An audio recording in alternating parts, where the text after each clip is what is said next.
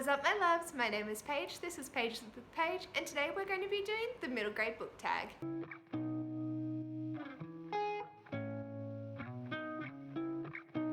The middle grade book tag was created by the Curly Reader, and I'll leave a link to the original video below, but in honor of Believathon created by Gavin from How to Train Your Gavin, I thought I would do the book tag and hype up a few middle grades that I love. So by the time this video comes out, I'm pretty sure my answer to this question will change.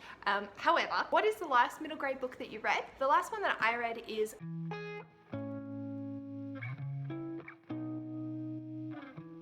The Wizards of Once by Cressida Cowell, and this was for the middle grade monthly pick for April, and I absolutely adored listening to the narration by David Tennant.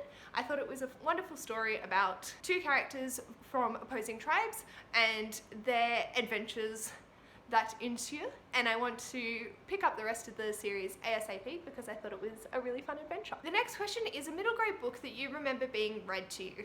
And whilst I know that my parents read to me a lot as a kid, especially my mum, I don't have a distinct memory of a particular book that they have read to me. However, I do remember having read George's Marvelous Medicine by Roald Dahl, read to me during year 4, and doing a little analysis and creating our own potions and things like that, and it was really, really cute.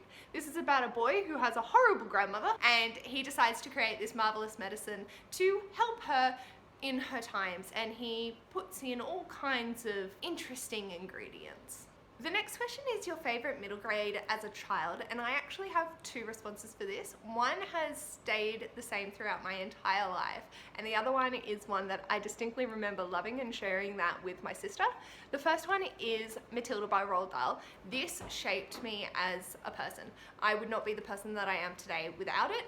There are many, many quotes from here that I do want to get tattooed, but instead I settled for this one because, like Matilda, my books were a way of an escape, and it was so meaningful hearing that you're allowed to be a reader, you should be celebrated for knowledge and being a smart person, and that you can face up to those bullies and have your own strength within you. The other book that I got to share with my sister was Molly Moon's incredible book of hypnotism by Georgia Bing, and this is just about the adventures that Molly gets into with her pug, and it is just a barrel of laughs. I definitely do want to reread this soon. I don't think I'll be able to fit it in for Believathon, but it will definitely be a priority outside of it. The next question is your favorite middle grade as an adult, and Matilda is still my favorite book of all time. That will never change.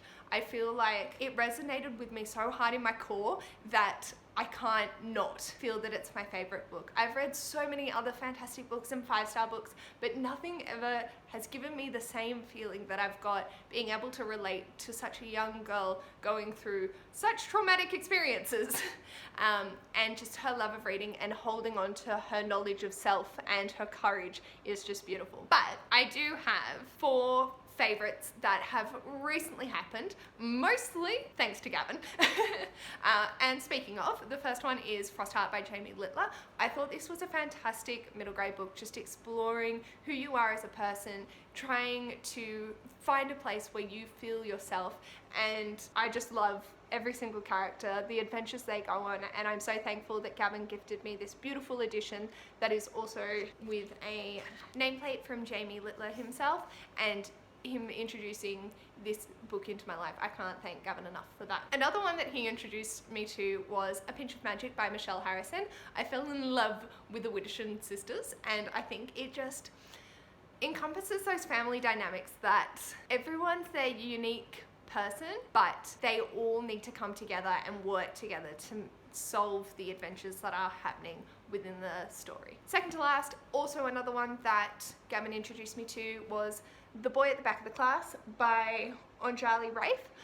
This is about a refugee boy called Ahmet from Syria, I believe, and he comes to a British school, and it's just looking at how people are treated, how refugees are treated, and I think it's just a beautiful, heartwarming story, and I will talk more about it in another prompt. The next question is favorite middle grade author, and I find this really hard to answer. My gut reaction is to go with Roald Dahl because I just felt he's been such an influential author in my life with the narratives that he's written, and everything about his stories just hit something within me. But I can see the criticisms of how his books haven't aged that well. So it does make me hard to navigate that. But I'm definitely keen to explore as many middle grade authors, and I'm definitely so thankful that we're starting to bolster up the middle grade community on BookTube so that I can find more middle grade authors that are contemporary and dealing with those topics that are so important to be dealt with.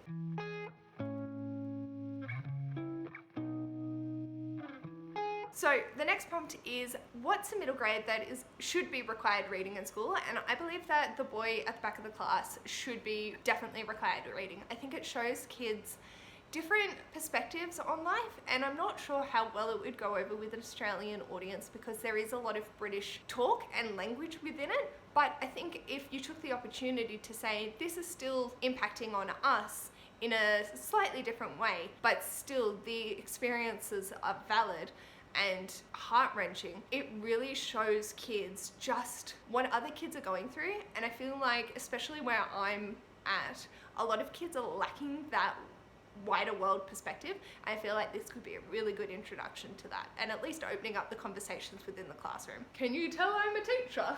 The next prompt is your favorite middle grade book cover, and that is definitely A Sprinkle of Sorcery by Michelle Harris. And I absolutely love the teal colors, the orange frayed edges, and just all the nautical themes, the compass, and how it tells you bits of the story without revealing too much.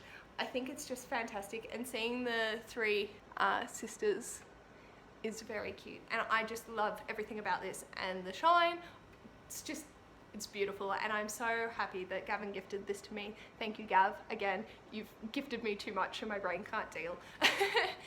But yeah, absolutely adore this cover. The last prompt is your favorite middle grade book to screen adaptation, and I struggled because there are so many. Obviously the first one that springs to mind is Harry Potter and the Philosopher's Stone by J.K. Rowling. I think that for me, the book and the movies are on par.